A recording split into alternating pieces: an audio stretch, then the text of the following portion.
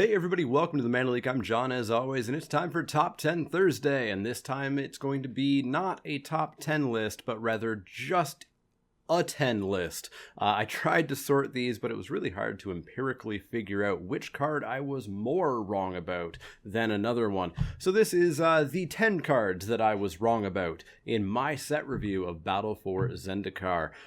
Definitely some of you let me know. Some cards I misread, some I was totally off base on. I clearly should have known they were good from the get-go. There's one that I've talked about a number of times as being the catalyst for this list. It'll certainly be on this list. There's some other ones that, going back through my my set review notes, I was surprised at how low I was on them. There were a few where I was actually a little bit too high, but that was pretty uncommon, and most of them didn't make the list.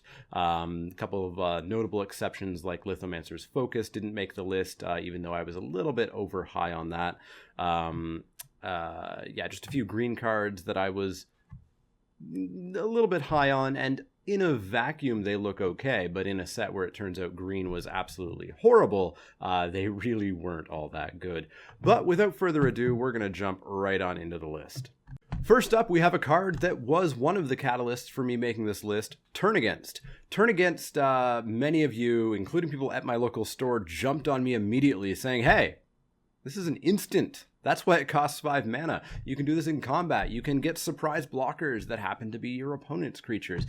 You can stop attacks. There's tons of things that can go on there here. And absolutely, they were correct. Absolutely, I was wrong. But very quickly, people figured this card out. People started playing against it. People started saying, you've got cards in your hand and you left up 5 mana. I'm going to attack very, very, very carefully here, or just not attack at all. And the card really came down a little bit. I think ultimately my rating, which I believe was a C-, was not terribly off the mark. My explanation, my reasoning was totally off the mark. But ultimately this card has fallen down a little bit, but I certainly was wrong about it in a very literal sense. I just read it wrong. And certainly for the first few weeks it was a very good card. But Turn Against, one of the cards I was wrong on. Next up, we have another red card, Outnumber. I gave Outnumber, I believe, a C- because I was very hesitant about the consistency of it. I, in my set review, said, ooh, how often is it going to be a shock? Is it just going to be 1 damage? Is it going to be 0 damage a whole lot? Well, it turns out it's actually shock a lot of the time.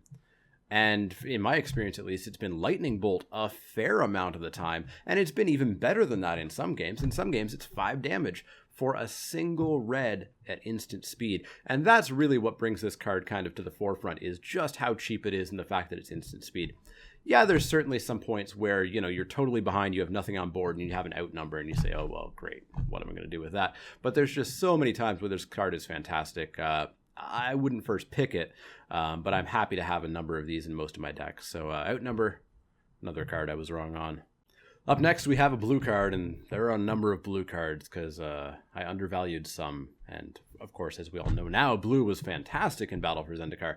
Benthic Infiltrator. I compared this to Graveblade Marauder as a card that just didn't quite match up its abilities with its stats. 1/4 on Graveblade Marauder as well as on Benthic Infiltrator, I said, was stats that wanted to block, but the abilities on blockable, or in Graveblade Marauder's instance, a trigger on combat damage, were creatures that wanted to attack, and I wasn't quite sure if those matched up and if they were going to be playable or not. I said most decks probably wouldn't want to play this card unless they desperately needed to ingest stuff. Turns out that even Blue-White Flyers, a deck that barely played any processors at all, would play Benthic Infiltrators. Benthic Infiltrator was just a fantastic card, and I'm pretty sure I've even first picked it once or twice in weak packs. It blocks really well. It just gets in for a ton of incremental damage. The ingest is great if you have any processors. Turned out to just be a very, very, very good card, for common at least. And I was certainly off a little bit on my original rating and on my my explanation of it. So Benthic Infiltrator, another card I was wrong on. Up next, we have Closteric Healer. I was really down on Closteric Healer for being a 1/2. I was talking about how it was a weak creature and there was removal that would kill it easily and it died in combat all the time. Turns out you basically just treat Closteric Healer as an enchantment. You don't even bother with the fact that it was a creature. And a lot of people are somewhat hesitant to kill a 1/2 with a removal spell. So this thing just would sit there and just generate value for you, especially in the Black-White Allies life gain deck, and especially in multiples. Closteric Healer was a backbone of that deck, and way better than I gave it credit for. I was way too focused on the stats and not focused enough on the ability. Now, of course, I was a little bit unsure of just how good Rally would be. How often could you activate it? Turns out you can activate it a lot when you build around it, and it's not very difficult to build around it either. So Closteric Healer I was definitely a little bit down on, and I certainly shouldn't have been. Next up, another blue card, Clutch of Currents. Clutch of Currents I wasn't out on. I was just a little bit down on it being sorcery speed. You know, I was hoping for on summon. A single blue instant bounce something. Single blue sorcery, I said, well, I don't know. And to my credit, for as little as I deserve, I said that I would totally play it. I just wouldn't pick it very highly. I wouldn't be super concerned about it, and I probably wouldn't want multiples. Turns out I want multiples. I'll always play it, and I will in some cases first pick it. It was just a fantastic card.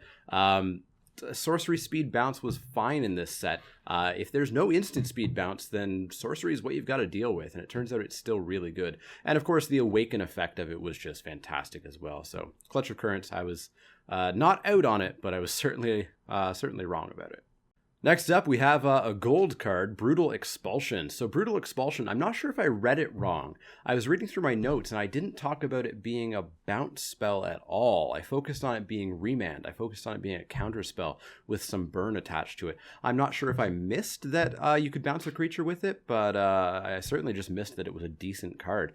It's definitely a recent riser for me as well. I have passed this card, and I have opted not to play it when I saw it, but being a rare, I didn't see it too often. But I did see it really quite a bit in the last probably 2 months. Tons of people started playing it, and it was really good. That 2 damage to whatever you wanted was fantastic. Countering a spell for a turn was totally fine. Bouncing a creature, always fine, as we talked about with Clutch, and as we'll probably talk about again in this list. Yeah, Brutal Expulsion just turned out to be really good, and the fact that Red-Blue was one of the best decks just helped it out even more.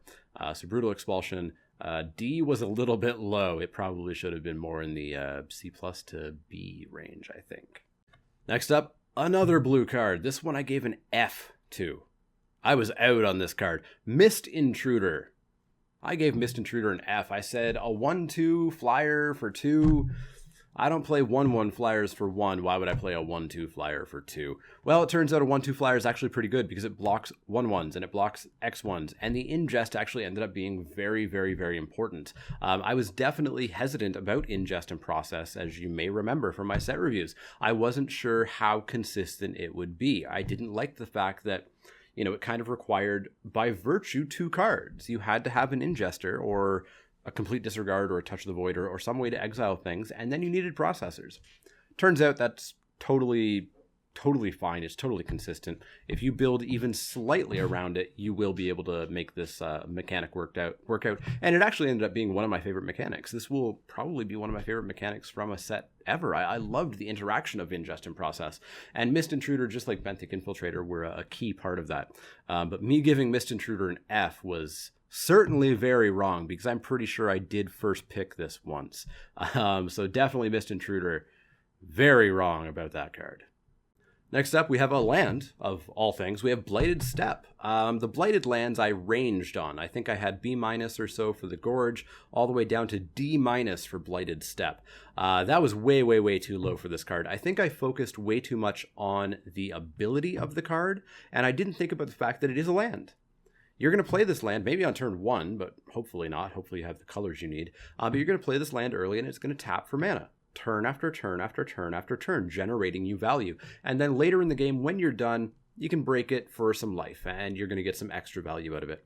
Now, not only that, but every time I played this card, I would gain 6, 8, 10. I gained, I think, 14 life in the one game where I was in a board stall. I gained a significant amount of life with this card, and it actually really got me back into some games, or it gave me a huge buffer. Sometimes it was just a morale hit. My opponent, who was, having a tough fought game, suddenly was behind by up to upwards of, 14 life total. Really changes games, and Blighted Steppe totally was fine, and all the Blighted lands were totally fine, and I assume will continue to be fine, especially for producing colored mana or colorless mana in Oath of the Gatewatch draft. But Blighted Steppe D-, way too low. I was definitely wrong about it. Next up, we have Royal Spout, another bounce spell. I wasn't down on this card exactly. I identified that bouncing something to the library was really good, and that making a 4/4 land creature was pretty decent as well. But I was again stuck on the whole sorcery speed thing. I was stuck on the fact that this couldn't be done at my opponent's end step. But you can't do that in this set. There is no unsummon. There is no Grip Tide, which might actually be a sorcerer. I can't remember offhand. But there's no instant speed bounce stuff. Or not at uncommon or common anyways. So Royal Spout was just as good as Clutch of Currents. I think I said that I would totally play it, but that it wouldn't really draw me into blue and white, and I'd only really take it if I was already totally committed to blue and white. Not the case at all. If I was blue or white, I would probably take this card almost every single time that it was passed to me. Because, of course, now I know that blue-white was one of the better decks in the format as well. But yeah, I was definitely a little bit, ever so slightly down on Royal Spout. I wasn't off on it. It wasn't Mist Intruder F or anything like that. But I was definitely a little bit low. So Royal Spout, one of the 10 cards I was wrong about. Finally, the other card that was the absolute catalyst for this list right from the get-go, and people let me know about it, and I'm not sure how I missed it myself. Eldrazi Sky Spawner. Somehow I missed that this is just Sandstep Outcast and Girapur Gearcrafter, two of the better cards in their respective formats. Except in this case, it was better than those two because the 2/1 was the flyer instead of the 1/1. The 1/1 was on the ground, and the 1/1 made mana. Eldrazi Sky Spawner was ridiculously good value for 3 mana for 2 and a blue. It was just so good. Totally first pickable in a number of packs, and I picked it first multiple times. I wasn't out on it. I think I gave it a C, or maybe even a C+, but I was definitely not high enough on it. It's probably more in the B+ range even. It is just incredible value for your mana, and I was totally wrong on it. So Eldrazi Sky Spawner, the other of the top 10 cards that I was wrong about. So that's going to wrap it up for the 10 cards that I was most wrong about in my Battle for Zendikar set review. Definitely let me know what cards you misjudged, or if you remember any that I misjudged, let me know that as well, if you haven't already. Definitely use the comments below as always. If you have any questions, comments, or suggestions, you can find me on Twitter at TheManaLeak. That's LEEK, like the vegetable, not the card. And you can also find me on Facebook at facebook.com/TheManaLeak.